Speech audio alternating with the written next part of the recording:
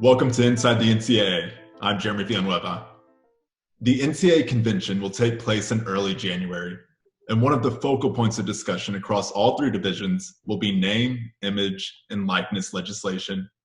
To provide an update on where this proposal currently stands from a Division III perspective, I'm joined by Matt Hill, member of the Division III Interpretations and Legislation Committee and Director of Athletics at the University of Northwestern-St. Paul. Matt, thanks for joining me today. Sure, thanks, Jeremy. Now, Matt, you've been a part of this name, image, and likeness process since the beginning, as the Division III Legislation Committee was tasked with creating the proposals. What are the highlights of the Division III proposal to allow student athletes to utilize their name, image, and likeness? I think, Jeremy, some of it revolves around the ability for the student athlete to be treated the same as the student on campus. So what students have been allowed to do, the student athlete has not been allowed to do. And this legislation will allow student athletes to really basically do two things. They will be able to use their name, image, and likeness to promote some of their own products. So whether that be artwork or music or publications or maybe merchandise they've developed, they'll be able to use their name, image, and likeness for that. They also will be able to do it for third-party outside resources. So to do a commercial for a sports drink or a cereal or maybe even be a social media influencer, for example. So basically those two paths, they can use their name, image, and likeness in the past where maybe they haven't been able to do that. And it puts them on the same par as their fellow students on campus. And Matt, we talk about this going to convention in early January. Can you give a little more detail of what that means? What happens next in terms of the process for approving this proposed legislation? Yeah, well, it's in our publication. It's been endorsed by the president's grouping. It's really the only legislation that Division III is talking about besides non-controversial legislation. So it's the one docket. Typically we have 12 to 18 proposals on there. This will be the one. So it'll be the focus of our convention. As always, it's presented at the convention floor.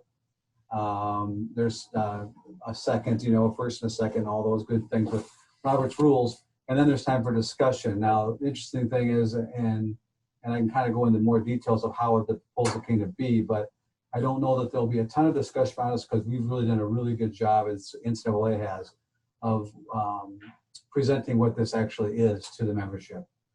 So basically it's awaiting the January 22nd, I think it is, session where we vote to accept this name, image, and likeness, or I suppose, or oppose it.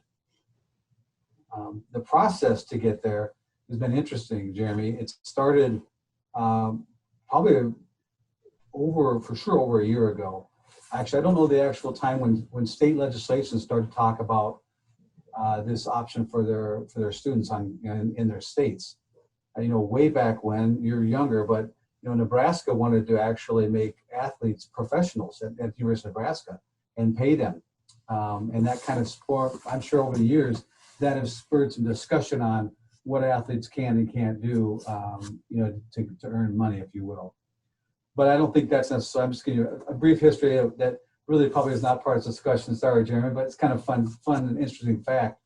But really, the states started making their own legislation toward this. And I think the NCAA smartly got involved and said, how about you allow us to make the legislation for this? Because it protects us nationwide. We're not just an association in one state. We're an association in all states. And so for us to develop legislation on what is allowable means that the person in North Carolina is following the same path as a person in Texas. Unless Texas, the state made a rule that allows something to happen in Texas, that might be an unfair advantage to a student athlete in North Carolina. So wisely, the Board of Governors basically went to the three divisions and said, we need to develop our own proposal for name, image, and likeness. And then last year at the convention, we spent a lot of time talking about it around roundtables. There were presentations. There were scenarios given. There's allowed time for feedback from the membership. And that was all brought back and recorded for the Interpretation Legislation Committee, which met pre-COVID, luckily, in Indianapolis for 2 days. And we did a deep dive. We had the post-it notes across the walls. We had lots of discussions about name, image, and likeness. What does it mean? We had to, you have to balance that with what's legislation that's out there, and so that you don't upset the entire Division III rule book, if you will. What's allowable, what's not allowable, what's still not allowable, even with name, image, and likeness. And Jeff Myers and his staff did a great job of telling us, well, if you make this decision, it's going to affect these 4 or 5 rules, if you will. So you got to be careful with these things. Not that we don't, but really good advice. And then from there, we developed basically a proposal that's been, it's going to the legislation floor. It was vetted by the various divisions, which has been kind of nice that the 3 divisions have worked together, although we have different potential proposals, but we work together so we can be on the same page as how this is going forward. And then lastly, I think a really good Q&A was developed. It's been sent out. So what does it really mean? What does it look like on my campus to have name, image, and likeness legislation on my campus? And that's been a really good process. That's why I say earlier, I don't know how much discussion will be on the legislation floor when this is moved for proposal. And Matt, you talked about, kind of some of that grunt work, from the committees and whatnot, but how were y'all able to get the divisional membership, involved in this process along the way as well? That's a good question. I think back to the convention, I wasn't on the ILC at last convention. I'm just still a rookie on this for the first year. I joke I got thrown in the wolves in my first project there, Jeremy. They threw me in the NIL on this committee. But we had a lot of discussion, even around our roundtables at the last convention. I think there wasn't confusion, there just was lack of understanding what NIL is. In Division III, it's probably not as prominent as would be Division I, because the name, image, and likeness of a Clemson football player is different than the name, image, and likeness of a Northwestern football player, in our small school in the Twin Cities here. So what does that mean on our campuses? And I think the effect is, how do we protect our campuses' integrity when it comes to recruiting, or when it comes to financial aid, if we don't give financial aid based on athletic ability. So how does that stay pure at the Division III level? I think that's why the Q&A really helped the membership get involved in that. We had kind of feedback from membership. Of course, we got the Student Athletic Advisory Committee involved. They spent time on this topic. They, as always, they give great feedback to all legislation. And it's really, as an athletic director, it's very important to hear the students' feedback. I think it actually sways a lot of the decisions that we do, because we're doing this for them. This is why we're in sports. It's for them. So when they come up with a view on a topic or a piece of legislation, it carries a lot of weight in Division III, and I'm sure it does in Division II and I also. So we got them involved, and basically the feedback from around everybody was, knowing that this is really going to be a federal mandate of some sort, how do we now make it the best for our student athletes and institutions and be able to go forward from there? Matt, I love that you brought up the Student Athlete Advisory Committee.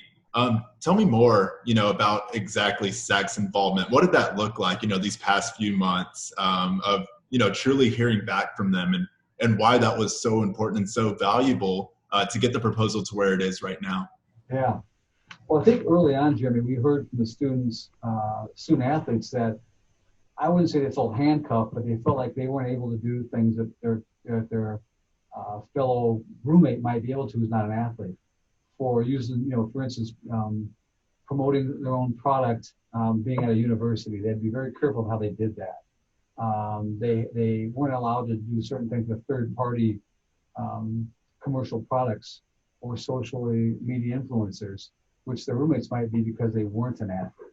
So I think we heard early on that we feel like while we understand there's some differences for student athletes just naturally, and the amateurism fact of being a Division III student athlete or Division II or I, how are we still able to make this work, and what parameters are going to be able to allow this to happen? So their feedback was very important. I don't know, I'm not a SAC advisor, but I know that they spend a lot of time on that, both at last convention and then even in the times between now and then, when they've been, like everybody, doing their Zoom meetings. That feedback did come to ILC. It was very important that we saw that feedback from them, so we then could form and formulate, even on our Q&A, to what student athletes can now feel like they can do and still stay within the rules of Division III. So, once again, the feedback is very important. On my ILC committee is a student athlete, and he was very involved. As a matter of fact, when we did the white papers, the poor guy, he sat in the corner, and we asked him all these questions, like, as a student athlete, what if?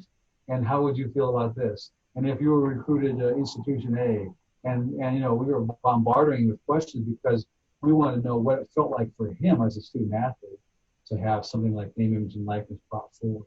So he was very valuable in our process too. Matt, when all this conversation really began from the NCAA level, the NCAA Board of Governors, federal and state legislative working group, they talked name, image, and likeness, and that was from across all three divisions. And one of their directives was to modernize rules for student athletes in a way that supports the college athlete model of sports, where participants are students and not employees. As an athletic director yourself, how do you think these proposals meet that directive? I think it still protects amateurism, Jim, which is one of the most important things we can do. We're not professional sports. We're academic institutions that provide sport opportunities for our student athletes. And yes, we recruit students here to participate in sport. And yes, we have expectations of them inside and outside the classroom. But at the core value is that they are a student and then they're an athlete. They're not an employee and an athlete and a student. There's no employment in there, period. So how do we protect that, but allow them to use their name, image, and likeness, who they are, where they attend, to be involved in potentially money-making opportunities for their work and for other people's work.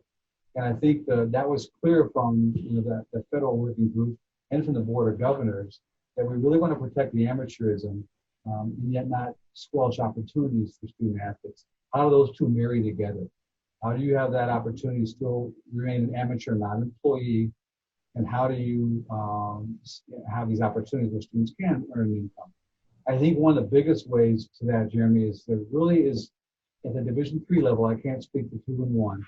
Not much involvement with the institution when it comes to name, image, and likeness. We can't go get opportunities for student athletes.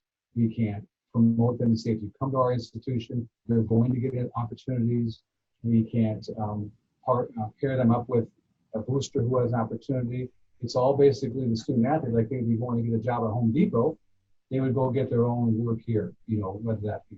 We can advise them on potential opportunities and say, you're getting underpaid, you're going to get overpaid, it's going to trigger something. We can give them advice.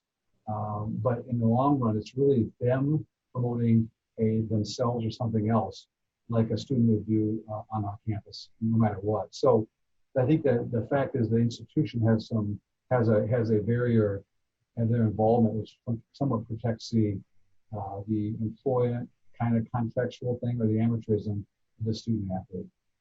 Matt, thank you so much for just taking some time out of your day to speak with us and provide that insight. Jeremy, it's great. Thanks for the opportunity. For Inside the NCAA, I'm Jeremy Villanueva. Thanks for tuning in.